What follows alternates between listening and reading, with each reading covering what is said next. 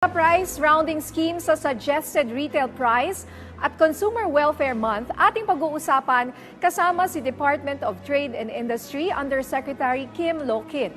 Yusek Lo-Kin, magandang tanghali po at welcome po sa Bagong Pilipinas Ngayon. Yes, magandang tanghali po sa inyong lahat and magandang tanghali din sa inyo lahat dyan na nasa studio. Sinabi po ni DTI Secretary Alfredo Pascual na ilang manufacturers ang nag-withdraw ng request para sa price hike ng kanilang mga produkto. Ano-ano po ang mga produktong ito? Okay, so Nina, alam mo itong usapin na ito with the manufacturers at kay Secretary Pascual, this is a regular thing that's been going on with the Department of Trade and Industry. In particular, itong mga pumunta kay Secretary Pascual nung nakaraang buwan ay mga kinatawan ng iba-ibang mga manufacturers. I think there were about 29 of them originally na pumunta sa kanya nung nakaraang buwan. And last September 21 nga po ay nagkaroon po ng another round ng pagpupulong sa some of the manufacturers. And in that particular consultative meeting, last September 21, there were 5 manufacturers na nagsabi na hindi na po sila magtataas ng kanilang mga produkto. So in other words, at yung mga nauna na mga manufacturers na nag-submit na originally may petition sila for an increase and because of certain factors that came in, nag-withdraw na po sila. So in total, meron po tayong 5 manufacturers at meron po yung 23 SKUs or shelf keeping units. So that means, halimbawa, may mga iba-ibang produkto na nandyan na nakapaloob doon sa manufacturers na nag-withdraw. So we see that, the Secretary sees that as a very good sign po. Okay, Yusek Kim. In total po, ilan po ba yung nag-file lahat ng request for price hike natin? Actually, Director Glenn, medyo sa umpisa po talagang medyo marami-rami po sila, no? In total, if I'm not mistaken, ang nakipagpulong po kay Secretary Pascual nung nauna nitong nakaraang buwan ay around 29 yata na manufacturers. And majority of them were initially seeking for an increase. Pero doon sa pag-uusap naman na yon, na initial na nangyari na ganon, consultation na ang sinite nila, there are several factors that they cited there. Number one of which is the costs of doing business have increased, and logistics was one big factor. And sa mga susunod po na linggo, nakita po natin na yung EO41 na ipinalabas ng ating presidente na pinirmahan niya on the suspension of yung pass-through fees, meron siyang napakalaking effect dito. And that was also one of the main reasons. Kaya at before the end of the month, nag-withdraw ang ating some of our manufacturers ng kanilang petition for increase. So sa madaling salita po, una, halos lahat yan gusto nilang mag-increase, no? In particular, marami pong yung mga dyan is that belongs to the basic necessities and prime commodities. But at the end of the month po, because of the EO41 and other factors po na nakita natin, medyo natanggal na po yung pressure na yan, a large part of that for the increase. Thus, nag-withdraw po sila. So, sa ngayon po, according to Secretary Alfredo Pascual, nag-withdraw po lahat ng kanyang mga originally na ipinulong. And in particular, 5 po yan na manufacturers and 23 shelf-keeping units. Ngayon, kung itatanong po ninyo kung sino sila, among those na nakipagpulong po sa ating secretary, canned sardines, processed milk, and we've also had yung bread, instant noodles, salt, detergent soap, toilet soap, candles, condiments, no? So makikita po ninyo medyo, tsaka processed and canned meats. and beef products. So kita po ninyo halos lahat po nasakop na nitong mga manufacturers sa meeting na ito. And ito po yung naging resulta, kaya happy po si Secretary Pascual. So, Yusek Kim, for now, walang adjustments sa mga na-mention nyo po na mga produkto? So far, wala po tayong nakikita na adjustment. Siguro ang isa pang factor dito, Nina and Director Glenn, is the fact that yun pong ating Consumer Policy and Advocacy Bureau, sa pag-aaral po nila, nakita po nila na some of the factors that were present last year were not as present this year, or kung present man, mas maliit ang pressure. For example, yung presyo ng oil, kasi napakalaki pong bagay nitong gasolina, presyo ng gasolina. Nung nakaraan po, in their studies and in their assessment, the CIPAB had found out through Director Marcos Valdez, he mentioned that during the press conference, that last year, in August of 2022, yung pong presyo ng mga oil prices ay mas mataas compared to prices that we have seen this year. So that's one that they have seen, and like we said, ito pong logistics na problem, averaging po yan ng 30% ng cost of the manufacturers cost of doing business. So kung tinanggal po ninyo itong cost na ito ng logistics due to the EO41, plus lower pa rin po yung oil prices natin based on comparable prices last year. So medyo ito po ang kanilang sinasabi, na ang recommendation din po nila, hindi po sana nila nakikita na magkakaroon po tayo ng increase. And the manufacturers man, in fairness din po sa kanila, all of them have expressed willingness. So sana po hanggang end of the year, nakikita natin end of the yan. year. That's good news. So, ang sinasabi niyo po ay may walang posible or may mga posibleng tataas po kasi Christmas na rin naman, tataas po yung demand. Actually, when you talk about that, siguro i-qualify natin, Ninya, meron po tayong sinasabing yung mga SRP po natin, on BNTCs po ito. Ito po yung basic necessities and prime commodities. Hindi po lahat ng nabibili sa ating mga grocery ay sakop po ng SRP po natin.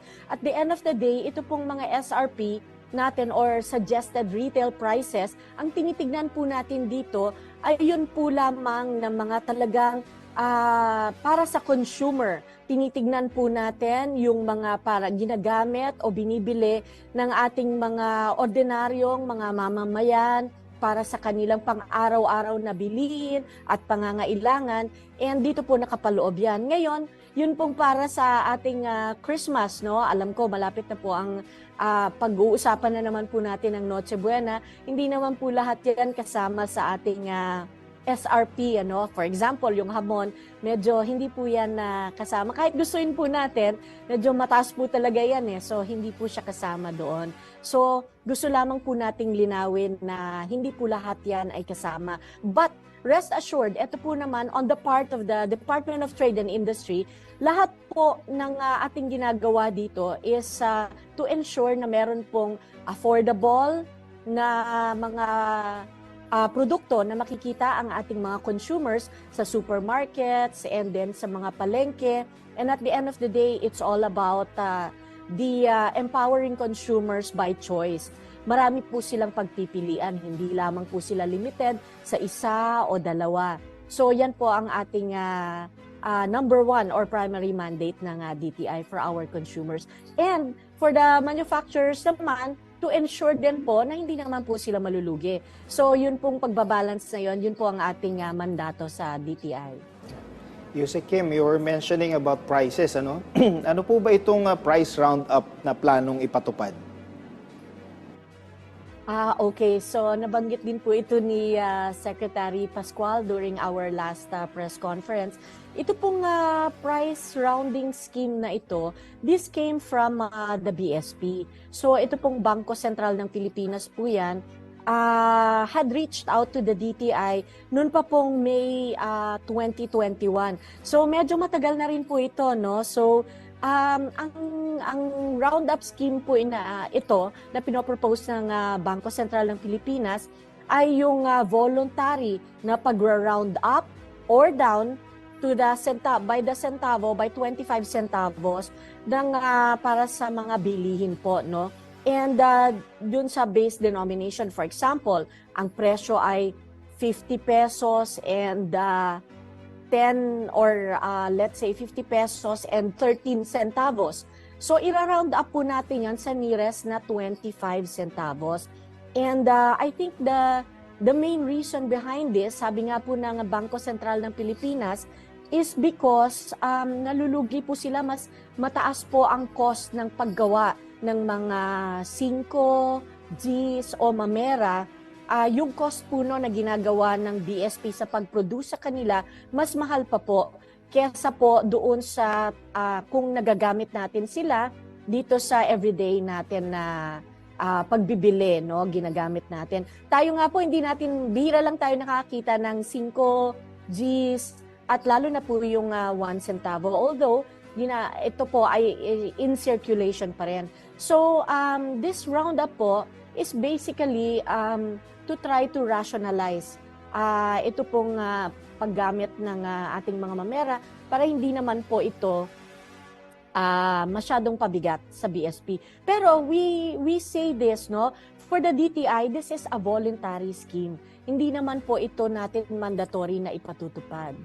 So, nandyan po tayo ngayon. Pinag-aaralan po natin yan. And at the end of the day, it's up to the manufacturers. Okay. Yusek, kailan naman po ito planong ipatupad? And nabanggit nyo, hindi naman pala automatic. Ano po yung mga produkto na naka-round up ang mga presyo? Nako, Director Glenn, actually, medyo mahaba-habang usapin din na naman yan, Director Glenn and Nina, no?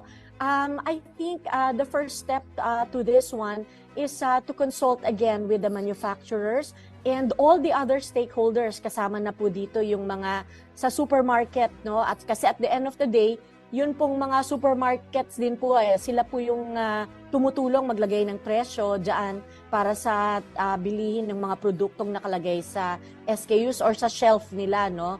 So, the first step is to be able to consult with all stakeholders. Pangalawa po, it is also a step within the manufacturers kung sino po sa kanila ang mag-volunteer na mag-adjust po ng kanilang mga presyo. So it will be an ongoing process. Hindi po ito biglaan, one time, wala po tayong target na particular na date dito. And we will be able to update you as soon as makapag-meeting na po kami tungkol dyan. Pero ito po ay ina-address na po ng DTI right now and we are in the process of meeting with all the stakeholders concerned. Yusek, Kim, meron pong tanong dito mula sa ating kasamahan sa media na si Clizel Pardilla ng PTV. Ano-ano ang mga inaangkat daw ng Pilipinas mula sa Israel? At magkakaroon po ba ng malaking epekto ang gulo sa Israel sa presyo ng mga pangunahing bilihin? Okay, maraming salamat for that question. I don't have the actual things that we import, yung atin pong kinukuha galing sa Israel, no? But we can provide you with that information as soon as we have it, no? And rest assured na for now, hindi natin kasi alam in terms of trade, no? Kung gaano kalaki o gaano kaliit ang ating inaangkat ngayon from Israel o ang in-export natin sa Israel at this time. But what we can say probably is that the DTI has already formed a team to look into this one and malalaman po natin siguro from them because this is a basic consumer concern once they have gotten in touch with the DFA and our foreign counterparts on this. So i-update po namin kayo tungkol dyan. So for now naman po, yung kung nakaka-apekto po ito, hindi po natin nakikita at this time, and these are all, of course, this is just preliminaries. Wala pa po tayong datos. We don't have the data at this time yet to be able to tell you categorically if this will be able to affect us in terms of goods and products and or services at this time, in as much as the DTI is concerned. Kim, tanong naman po mula kay Tuesday New ng DZBB, ano-ano ang produkto ang ginagawa ng 5 manufacturers na nag-withdraw doon sa kanina ating pinag-uusapan, and saan po yung meron po ba silang mga sample products? Okay, so in particular, no, yung mga manufacturers na 5 na yon na nag-withdraw, yung categories ang pwede nating sabihin. The BNPC categories are bottled water, candles, toilet soap, and condiments. So based on this, makikita po natin there are about 23 SKUs or shelf-keeping units. That means 23 types of products na nakapaloob dito sa categories na ito na bottled water, candles, toilet soap, and condiments. So ito po yung in particular ay nag-withdraw po ng kanilang request for an increase. Ito din, Yusek, parati po itong tinatanong. Since may SRP, paano po ang gagawing monitoring ng DTI sa compliance ng ating mga nagtitinda? Okay, so alam mo, Director Glenn, tama ka doon, na lagi nating ginagawa ito. And siguro para sa information ng ating mga consumers, wag po kayong mag-alala. Araw-araw po kaming nagmo-monitor. Sa totoo lang, araw-araw po ang ating CPAB na nagmo-monitor, ang CPG na nagmo-monitor, ito yung Consumer Protection Group natin, and ang FTEB o yung ating Enforcement Bureau, sila po lahat nagtutulungan para mag-monitor po nito. So to ensure yung compliance ng SRP, so far, simula po nung nag-start po tayo na ginagawa natin ito, iniikot natin ng iba-ibang supermarkets at mga ibang mga marketplaces. For this one, so far, based on what we have seen, based on the data, halos lahat naman po sila ay nagko-comply. Ngayon po, sa mga hindi nagko-comply, binibigyan po yan sila ng letter. Tinatanong, nagkakaroon ng letter of inquiry sa kanila at tinatanong kung bakit at tinatanong po yung justification. But based on what I have seen, on what the Department of Trade and Industry has seen, all the data that we have seen indicates to the fact that almost everyone complies with the SRP. So this is an ongoing thing. And like we said, gusto lang po natin sigurong i-clarify sa mga consumers natin, hindi po lahat yan kasama sa SRP. Baka sinasabi po nung iba, bakit po napakataas ng ganito, ng presyo, nung nakita kong ganito, presyo ng delata na ganito, presyo ng bottled water na ganito, presyo ng ganito. Hindi po kasi lahat yan nakapaloob sa BNPC. So dapat nandoon po sila sa categories na yon. And we are limited by that alone because these are what are mentioned in the Price Act. So nandito po tayo. But what we can say is that para po doon sa mga nakapaloob na yon, ang mandato po natin, araw-araw po nating tinitingnan yan. And rest assured that we will call out those kung meron man na hindi po sumusunod sa SRP. But for now, sila po in general, sumusunod po sila sa lahat . Since ipinagdiriwang din po ang Consumer Welfare Month ngayong Oktubre, ano-ano po mamang mga hakbang ng DTI para i-promote ang consumer awareness at mga impormasyon kaugnay rito? Okay, thank you, Nina. Thank you for that. Alam mo, kakatapos nga lang ng pulong namin sa Department of Trade. Kakatapos lang namin ngayon for the Consumer Welfare Month, lagi kaming nagpupulong dito, nag-a-update. And ang una po namin, sinimulan po namin yan with the fun run. Ito po ay to increase the level of awareness ng ating mga kasama po, mga mamamayan, to increase the level of awareness on the 7 R's of sustainability. So yun po yung ating reduce, reuse, recycle, and repurpose. So marami po yan, 7 po yan. At the end of the day, meron din po tayong theme. Meron po tayong isinulong na Generation Gen S o Generation Sustainable or Sustainability. So yan po ang ating ginagawa. After the fun run, meron po tayong pasunod. Ito naman po ay yung mga diskwento caravans that we will be coming up with. And meron po tayo this coming week. Meron po sa Quezon Memorial Circle, Quezon City Hall, in partnership with the local government unit there. Meron po tayong mga itinitinda at discounted prices. Katulad din po ito ng nakikita ninyo kapag sumasama ang DTI sa Kadiwa na iniikot natin nationwide. So that is also one of those. And then meron din po tayong activity, wala pa po tayong exact date but we will inform you definitely. Ito naman po yung in terms of yung sa destroying mga substandard materials. This is an activity that is conducted in connection with our Bureau of Product Standards. Ito po yung mga substandard, like we said, na mga materyales o mga produkto na hindi po pumasayan, walang PS mark or wala po silang certification na nanggaling sa Department of Trade and Industry. We will have that upcoming activity. And I think ito po yung isa sa inaabangan ng mga tao. Ito pong darating na undas, meron din po tayong monitoring on yung mga kandila po natin. So, yung date po niyan, we will let you know soon at i-invite po natin ng media natin, ng mga media friends to be with us para sa joint monitoring kasama po si Secretary Alfredo Pascual. Maraming salamat po sa pagbibigay ng inyong oras sa ating programa. Ating pong nakapanayam si DTI Undersecretary Kim Lo-Kin. Maraming salamat po.